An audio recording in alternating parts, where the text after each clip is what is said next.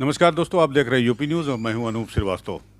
दोस्तों, आज हम आपकी मुलाकात उत्तर प्रदेश राज्य पर्यटन विकास लिमिटेड के एमडी और आईएएस अश्वनी जी से करवाने जा रहे हैं। आपको हम अश्वनी पांडे जी हैं और हमारे साथ बैठे हुए हैं।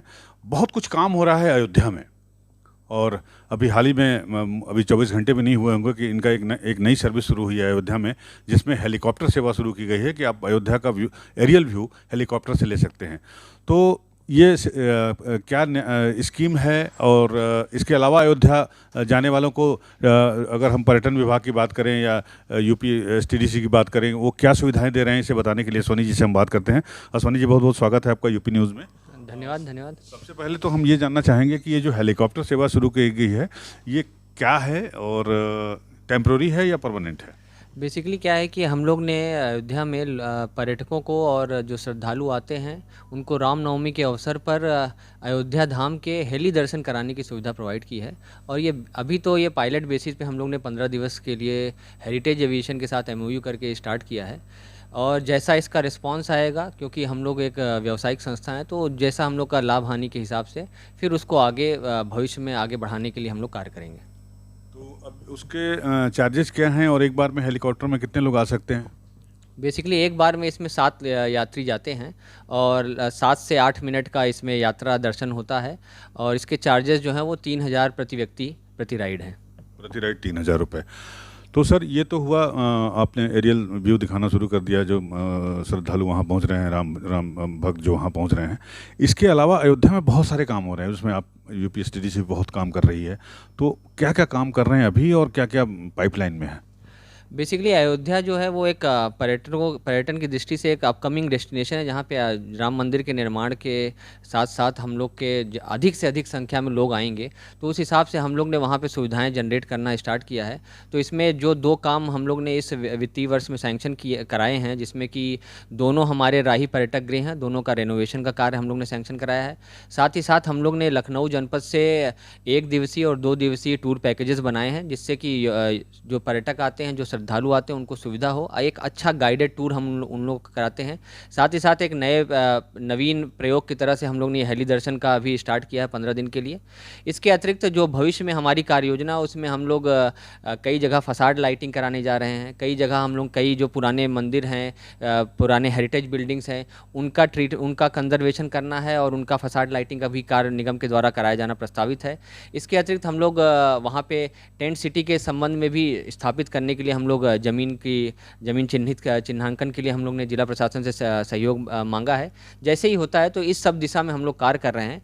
जो निगम का उद्देश्य है कि वहाँ पे हम पर्यटकों के लिए, श्रद्धालुओं के लिए एक अच्छी सुविधा दे सकें, जिससे वो भारी संख्या में आएँ और अयोध्या धाम का जो उनका अनुभव रहे वो एक सुखद अनुभव रहे, और वो सुखद वो अनुभव लेके अपने वापस जाएँ।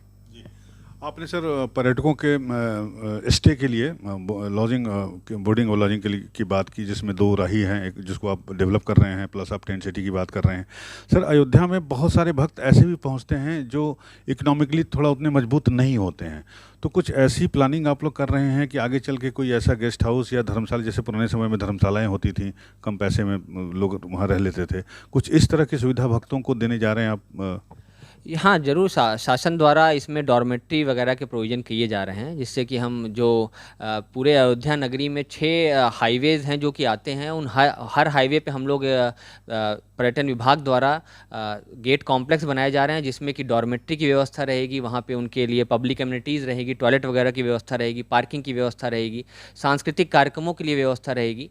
तो इस तरह की सभी सुविधाएँ की जा रही हैं। उन 6 गेटों के लिए ज़मीन क्रय की जो प्रक्रिया है वो प्रक्रियाधीन है। जैसे भी होते हैं उसके बाद हम लोग उसमें आगे बढ़ के उसका निर्माण कराएंगे। साथ ही साथ अयोध्या में पर्यटन विभाग द्वारा टूरिस्ट फैसिलिटेशन सेंटर बनाने की भी कार्रवाई प्रचलित है पीपीपी मॉडल पे, जिससे कि पर्यटकों को सस्ते रेट पे रहने की सुविधा मिलेगी। साथ ही साथ जो उनको अच्छे क्वालिटी के टॉयलेट, अच्छे सोवेनियर शॉप्स, ये सब भी हम लोग विकसित करेंगे, जिससे उनको सुविधा जनरेट की जा सके। लास्ट सवाल सर, ये अयोध्या तो हो गई, और इस तरह से मुझे जो लग रहा है कि उत्तर प्रदेश की सरकार जो है, योगी आदित्यनाथ की सरकार जो है खासकर, और आप लोगों के साथ के उसमें जो है जो रिलीजियस टूरिज्म है उसको आप काफ़ी अच्छे तरीके से प्रमोट कर रहे हैं। तो अयोध्या के पास ऐसे कौन कौन से जगह हैं, अगर उत्तर प्रदेश की बात की जाए, रिलीजियस प्लेसेस हैं जिस पे आप लोग और ज़्यादा फोकस कर रहे हैं? देखिए, माननीय मुख्यमंत्री जी के निर्देश हैं कि पर्यटन एक ऐसा क्षेत्र है जिसमें ना केवल हमारी इकोनॉमी को बढ़ावा मिल सकता है, बूस्ट किया जा सकता है, बल्कि एम्प्लॉयमेंट भी जनरेट किया जा सकता है। तो अब चूंकि उत्तर प्रदेश में रिलीजियस टूरिज्म की अपार संभावनाएं हैं, उस पे हम लोग फोकस कर रहे हैं, चाहे वो काशी है, चित्रकूट है, नैमिषारण्य है, अयोध्या है, गोरखपुर है, गढ़मुक्तेश्वर है, मथुरा है, शुक्र तीर्थ है। हर जगह पे हम लोग के प्रोजेक्ट चल रहे हैं, माँ विंध्यवासिनी का धाम है, हर जगह पे हमारे प्रोजेक्ट चल रहे हैं, पर्यटक सुविधाओं को हम लोग बढ़ाने का कार्य कर रहे हैं। और इसके अतिरिक्त चूंकि हमारा एक उद्देश्य ये भी है कि जो पर्यटक हमारे प्रदेश में आते हैं वो ना केवल रिलीजियस टूरिज्म को करके वापस चले जाएं, बल्कि यहाँ पे 1-2 दिन रुक के यहाँ की संस्कृति, यहाँ के कल्चर को, यहाँ की जो नेचुरल ब्यूटी उसको भी इंजॉय करें। तो उस पॉइंट ऑफ व्यू से भी हम लोग चाहे वो बुद्धिस्ट सर्किट है या बुंदेलखंड का सर्किट है, साथ ही साथ हमारा बहुत फोकस इको टूरिज्म पे भी है, क्योंकि हमारे पास काफ़ी बड़ी संख्या में टाइगर रिजर्व भी नए 2 आ गए हैं। इसके अतिरिक्त काफ़ी बड़ी संख्या में हमारे पास बर्ड सेंचुरीज हैं, जंगल हैं, तराई एरिया है। तो उन सब को डेवलप करने का प्लान है, एक विस्तृत कार्य योजना के हिसाब से हम लोग उस पर कार्य कर रहे हैं। और मतलब आशा है कि माननीय मुख्यमंत्री जी के आशीर्वाद से और उनके मार्गदर्शन में हम लोग एक अच्छा काम करेंगे, जिससे पर्यटन का विकास इस प्रदेश में संभव हो पाएगा। सर, ये तो बहुत अच्छी बात कही आपने, लेकिन कहीं कहीं ये फील होता है, हम लोगों को भी फील होता है, और लोगों से बातचीत हम करते हैं उनको भी फील होता है कि जो एक एग्रेसिव होना चाहिए, आक्रामकता होनी चाहिए आपके प्रचार प्रसार में कहीं ना कहीं उत्तर प्रदेश टूरिज्म डिपार्टमेंट जो है वो राजस्थान और मध्य प्रदेश की अगर बात करें तो थोड़ा सा। हाँ, सही बात कि आपने ये सही बिंदु उठाया कि पर्यटन में प्रचार प्रसार का बहुत योगदान होता है। एक परसेप्शन क्रिएट करना पड़ता है, तभी पर्यटक आते हैं और एंजॉय करते हैं। और विगत वर्ष से की तुलना में हम लोग ने इस बार बजट की प्रोविजनिंग भी डबल कर दी है प्रचार प्रसार के लिए।